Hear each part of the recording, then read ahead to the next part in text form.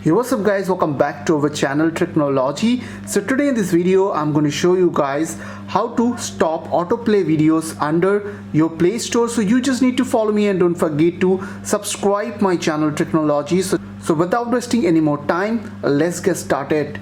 So first of all, you need to open Play Store on your Android mobile and you have to click on this left side corner button, and after that you have to go to your settings button. So in this case, here it is, as you can see, settings.